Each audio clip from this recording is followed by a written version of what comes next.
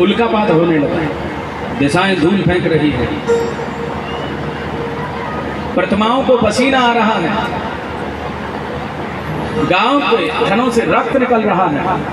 दिन के समय अट्टालिकाओं पे कौए मंडरा रहे हैं, गीदड़ दिन के समय आवाज लगा रहे हैं। बहुत बड़ा अपशकुन होने जा रहा है। सुखदेव स्वामी कहते हैं कि जैसे ही यदुवंशियों ने ये देखा, दौड़ करके भगवान के पास आई, भगवान से कहा। भगवान बोले कि भैया, जब ऐसी विपत्ति का समय दिखे तो किसकी शरण में जाना चाहिए? धर्म की शरण में। चलो प्रभास क्षेत्र में यज्ञ आज करते, यज्ञ आज किया, लेकिन ये तो मतवाले हैं जो तीर्थों में भी जाकर के, गृहस्थी लोग तीर्थों में जाते हैं तीर्थ करने के लिए। और कैसे जाते हैं? डूब मरना चाहिए ऐसे लोगों को। अरे महाराज, कल्याण नहीं होगा। जो तीर्थों में भी जाकर के जोड़े के साथ जाते, तीर्थ नहीं करते, वहां ऐसो आराम से समय बिताते हैं। तीर्थों में जाने वाला प्रत्येक व्यक्ति, चाहे गृहस्थ हो, व्रत हो, साधना से लीन होना चाहिए। और जो गृहस्थी तीर्थ में जाकर के साधना से च्युत हो जाता है और वासना में लिप्त होता है, उसे क्या कहते हैं? उसे कहते हैं अक्षय पाप। चाहे रात और दिन गंगा जी में खड़े रहना, लेकिन वो पाप नहीं कटेगा, वो पाप भोगने से कटेगा। तीर्थ में किया हुआ पाप और तीर्थ में किया हुआ पुण्य, ये दोनों अक्षय होते हैं। हे भागवत प्रेमियों, तीर्थ में जाओ तो साधक बन के जाओ, तीर्थ में जाओ तो साधना सधे हुए जाओ, गिरे हुए नहीं। अगर गिरे हुए तीर्थ में जाओगे तो पाप लगेगा। देखा ना आपने, कितने लोग जगन्नाथ, बद्रीनाथ, केदारनाथ जाते हैं। किस लिए जाते हैं? उनसे पूछ लो। बोले जी हम तो केदारनाथ जा रहे। बोले काय को जा रहे? बोले वहाँ का मौसम ठंडा है, आराम से रहेंगे। इसका मतलब क्या है? ये आराम करने के लिए जा रहे हैं, साधना के लिए नहीं जा रहे। मौसम ठंडा है, आराम। ऐसे आराम करने वाले को प्रकृति ने एक मार मारी, उनकी हड्डियां हरिद्वार तक आ गई। एक ही मार में, प्रकृति की छोटी सी मार नहीं झेलेगी। खोजते रह गए घर वाले, अस्थि तक नहीं मिली अंतिम संस्कार के लिए। अगर तुम तीर्थों से खिलवाड़ करोगे, प्रकृति से खिलवाड़ करोगे, तो प्रकृति के एक कोप तुमसे सहन नहीं होगा। तीर्थों में जाना है तो साधक बन के जाओ, साधना होनी चाहिए।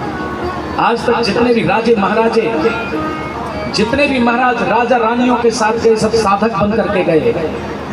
विलासता को उन्होंने वहां नहीं फैलाया, इसलिए साधक बने।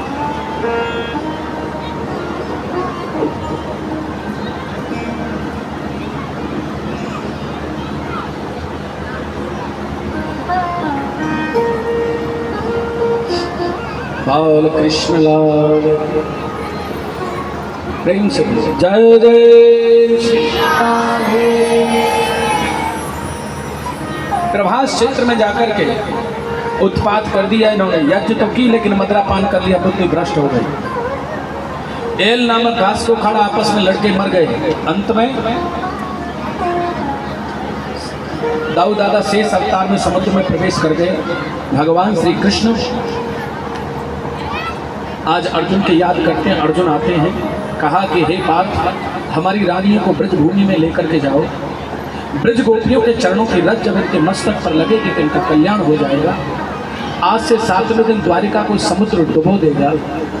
तो अर्जुन जब रानियों को लेकर के चला, तो भगवान ने ही भीलों का भेष धारण करके अर्जुन से रानियों को छीन लिया। आज अर्जुन ने देखा कि मेरे धनुष ने और मेरे धनुष की टंकार से एक भील तक नहीं डरे। इसका मतलब क्या है कि भगवान गोविंद मेरे गांडीव के तेज को अपने साथ ही ले गए। उद्धव जी आते हैं। उद्धव जी ने कहा कि प्रभु मैं तो आपके साथ चलूंगा। बोले हे उद्धव, जो मैं हूं वही तो भागवत है, और जो भागवत है वो मैं हूं। अक्षर ही ब्रह्म है, भागवत का एक एक अक्षर श्री कृष्ण है। और उनके अंदर उनके अंदर की जो सफेदी है वो श्री राधा है, गोरी राधा है तो श्यामल श्री कृष्ण है। एक एक शब्द श्री कृष्ण, शब्द ही तो ब्रह्म है। उद्धव जी से कहा कि हे उद्धव, तुम भागवत जी धारण करो। उद्धव जी ने भागवत धारण की भारतवर्ष के सुंदर तीर्थों में पलायन कर जाते हैं सनातन धर्म का प्रचार प्रसार करने के लिए। भगवान आज पीपल के पेड़ से पृष्ठ भाग को लगायो, चरण को चरण पे रखो, घुटने पे चरण रखो। एक बहेलिया जिसने बाण के आगे कील को लगायो, उसने देखा कि उस चरण में पद्म आंख की तरह चमक रहा है, निशाना लगाया, बाण छोड़ दिया। बाण आता है, चरण का बंधन करता है, पृथ्वी में समा जाता है। भगवान उस बाण को निमित्त मान करके धराधाम के लिए जाना चाहते हैं। बहेलिया आता है, रोने लगा, प्रभु मैंने क्या कर दिया? बोले तू ना रो भैया, तू अगले जन्म का बाली है, मैं अगले जन्म का राम हूँ। मैंने तुझ में छुप के मारा, तूने मुझ में छुप के मारा, हिसाब किताब बराबर हो। मुक्ति किसकी होती है? जिसके पाप न पाप हो और न पुण्य हो, ऐसे मुक्ति नहीं होती। मुक्ति कब होगी? जब पाप और पुण्य दोनों का या तो बैलेंस हो जाए या कोई शेष ना बचे, तब मुक्ति होती है। और मुक्ति किसकी होती है? अब बोले जी कछु तो पाप, कछु ना कछु तो बढ़े हुए, तो एक सीधा सा सिद्धांत, जो भी कर्म करो श्री कृष्णार्पणमस्तु, अपनी तरफ रखो ही मत, तो सहज में मुक्ति होगी। जय जय श्री राधे। अब हमारा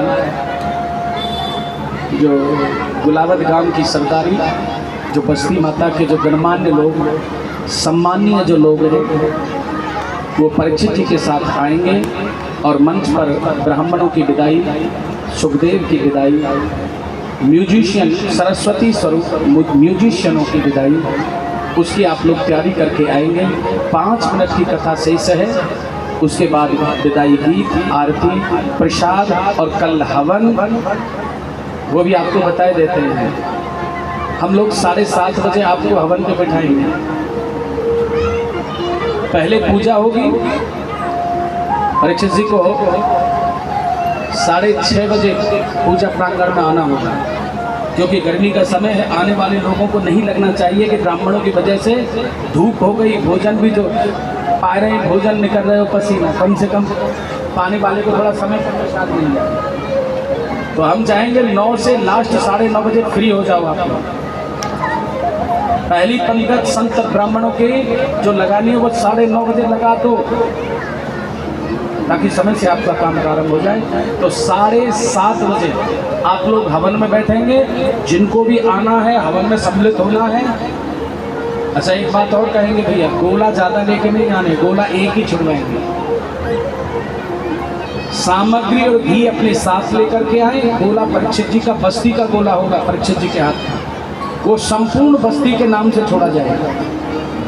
अगर आप अपना अपना गोला लेके आओगे तो कच्चे रह जाते, और कच्चे गोले का बहुत बड़ा दोष माना जाता है। इसलिए गोला एक ही छोड़ो, घी और सामग्री लेकर के आओ, हवन में आप सम्मिलित हों। जिन माताओं ने कलश उठाए वो विशेष रूप से आए, और बस्ती में से या जो भी सज्जन लोग जो 6 दिन कथा सुनने नहीं आए, आज आए, या जो 7 दिन आए, उन सभी के लिए निमंत्रण है। कोई भी आओ महाराज, आपके पूरे गांव का काम है। जो भी यज्ञ में सम्मिलित होना चाहे वो यज्ञ में सम्मिलित हो, बड़े भाव के साथ, और पुण्य का भागी बने। जय जय श्री। एक विशेष सूचना, आज व्यास जी का जो भी स्वागत करना चाहे सबके लिए खुला दरबार है। मंच से आज सभी को प्रसाद मिलेगा। जिन्होंने आज कथा श्रवण की है या जो 7 दिन से नियम लेकर भागवत कथा श्रवण कर रहे हैं, सभी व्यास पीठ का पूजन करेंगे। सभी व्यास जी के कर कमलों द्वारा दिव्य प्रसाद प्राप्त करेंगे। 5 मिनट की कथा है, उसके बाद आप सभी पूजन लाभ प्राप्त कर सकते हैं। बोलिए वृंदावन बिहारी लाल की जय।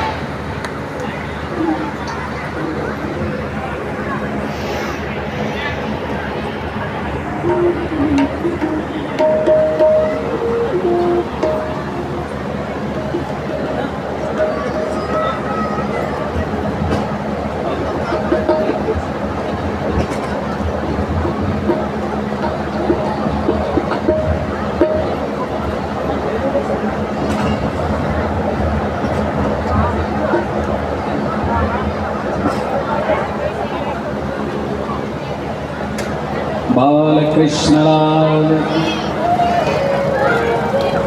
5 मिनट आपको सुना देते कथा को पूर्ण विश्राम की तरफ लेकर के फिर महाराज श्री आपका सुंदर सा दान सुनाएंगे और 2 शब्द भी बस्ती माता के, क्योंकि संत का काम है महाराज। वृक्ष कबो न फल भगे नदी न पीवे नीर, और परमार्थ के कारण है साधु न धर्यो शरीर। परोपकार का जीवन है महाराज, परहित का जीवन है। तो महाराज जी की तरफ से भी आप सभी के लिए मंगल कामना जो भी होंगी वो 2 शब्द बोलेंगे। उससे पहले हम आपको 5 मिनट की कथा को सुना देते हैं। प्रेम से बोलिए वृंदावन बिहारी लाल की। यहाँ भगवान परम धाम के लिए पलायन कर जाते हैं सुखदेव स्वामी। जाने से पहले राजा परीक्षित से बोले कि हे राजन, मुझे एक बात बताओ, क्या तुम मरोगे? तो राजा परीक्षित कहते हैं कि प्रभु, अब मुझे पता चल गया कि जब मैं जन्म ही नहीं लेता तो मैं मृत्यु के मुख में क्यों जाऊंगा।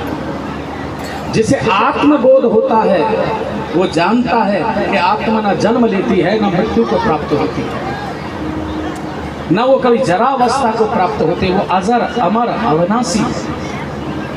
कहने लगे कि प्रभु, अब मुझे कोई नहीं मार सकता।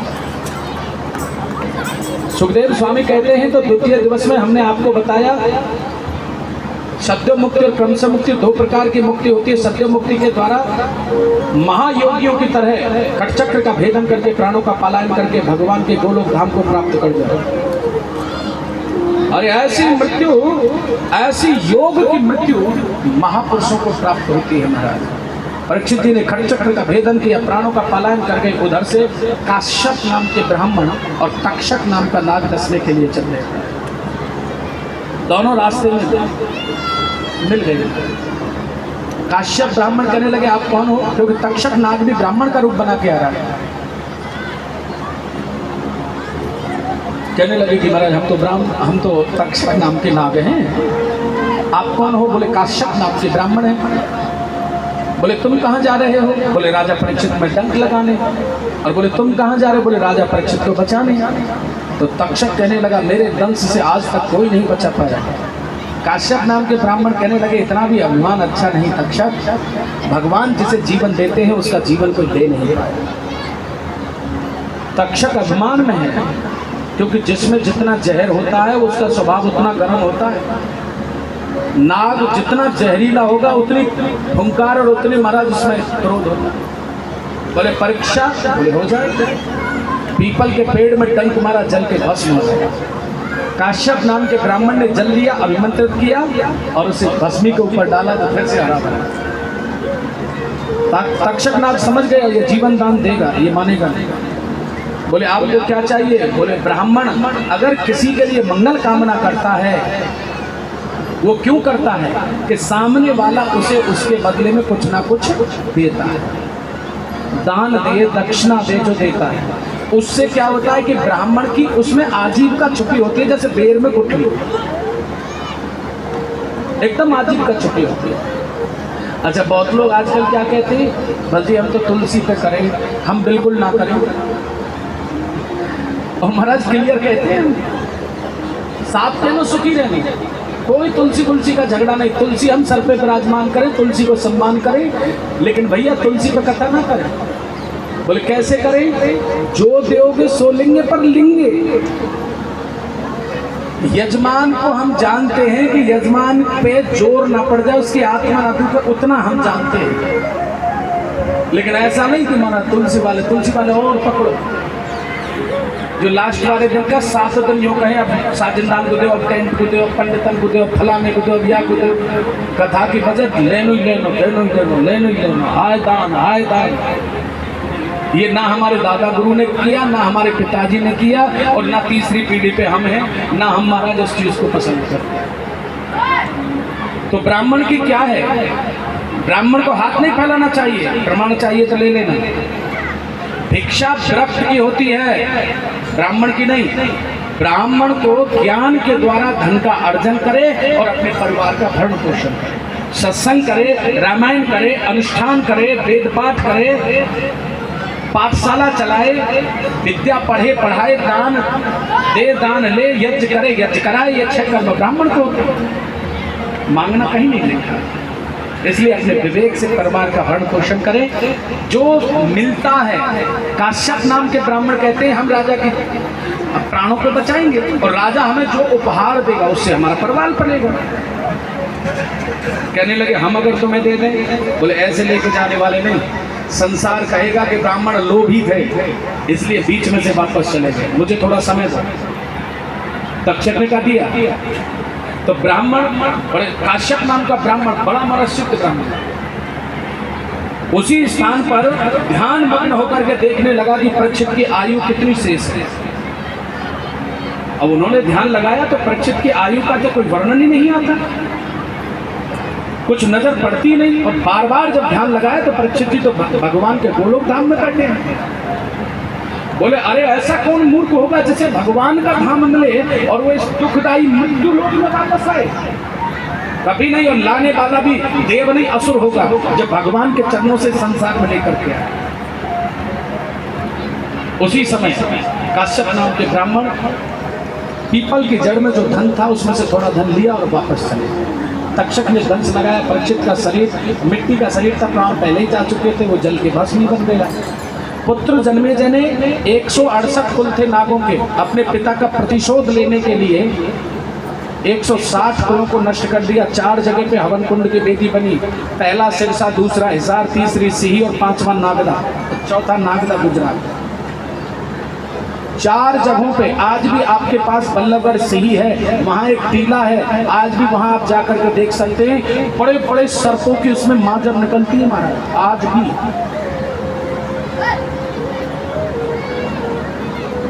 ब्राह्मणों को आस्तिक मुनि ने आकर के यज्ञ को शांत करा दिया, ब्राह्मणों को दक्षिणा दी, सम्मान के साथ उन्हें विदा कर दिया। इसी के साथ श्रीमद् भागवत जी की साप्ताहिक यज्ञ विश्राम को प्राप्त होती, समाप्त नहीं होती। भगवान की कथा कभी समाप्त नहीं होती। हरि कथा हरि अनंत, हरि कथा अनंता, कहाँ ही सुनई बहुविधि सब संता। भगवान ने जैसा विवेक दिया, जैसी बुद्धि दी, वैसा इस दास ने आपको श्रीमद् भागवत जी की कथा को सुनाया।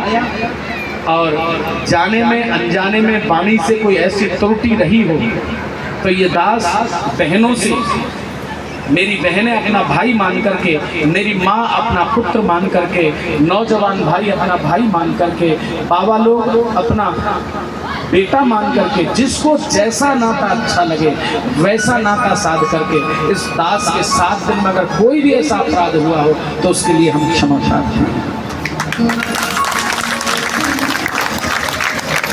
और व्यास पीठ के नाते, क्योंकि व्यास आसन से पवित्र कोई आसन नहीं होता, व्यास आसन के नाते चाहे यहाँ कोई 100 साल का बुजुर्ग बैठा हो, वो हमारे लिए सिर्फ श्रोता है, वहाँ आयु मायने नहीं रखती। व्यास आसन के नाते हम आप सभी के लिए मंगल कामना करते हैं कि आप सभी सर्वे भवन्तु सुखिना, सर्वे सन्तु निरामया, सर्वे भद्राणि पश्यन्तु मा कश्चित् दुर्भाग्य भवेत्। आप सभी सुखी रहें, चाहे 1 दिन आए, 7 दिन आए, जितने दिन आपने कथा सुनी या जो आने में असमर्थ रहे, भगवान उनको वहाँ पे मेरे ठाकुर जी आप सभी का कल्याण करें। आपकी बस्ती दूधो ढाए, पूतो फले, आपके यहाँ भगवान के नाम संकीर्तन, संत और ब्राह्मण के जय जयकार होती रहे, यही हमारी मंगल कामना।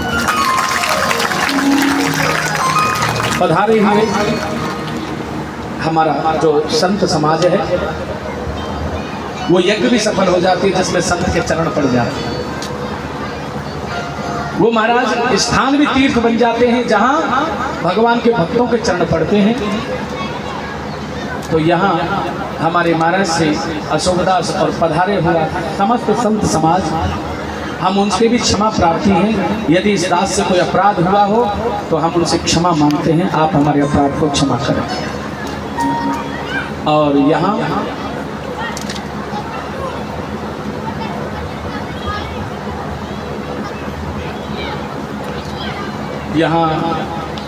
मैनेजमेंट वाले जो भैया जिन्होंने हमारा रख रखाव, जिन्होंने ब्राह्मणों के लिए रहने का स्थान, भोजन की व्यवस्था जो उन्होंने 7 दिन तक निरंतर बनाए रखी।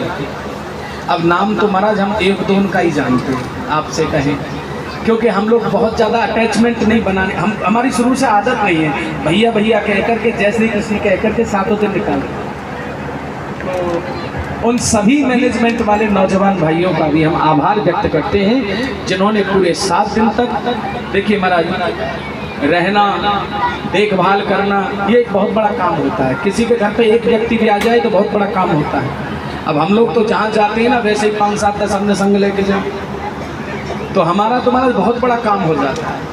जो या ब्राह्मण समूह है जो इतने ब्राह्मणों को नित्य सेवा करते हैं और महाराज प्रसन्न करते हैं, वो बहुत बड़ी बात होती है। उन सबके लिए हमारी मंगल कामनाएं। आप सभी आनंद करें, खुश रहें। जय जय श्री राधे। अब हमारे महाराज श्री, वैसे आपका कथा का विश्राम हुआ है और मैं चाहूँगा कि महाराज श्री अपने मुखारबिंद से 2 शब्द बोलें और जो मैनेजमेंट वाले भाई हैं वो अपनी पूजा की तैयारी करने के लिए मंच की तरफ आ जाए। जय जय श्री राधे।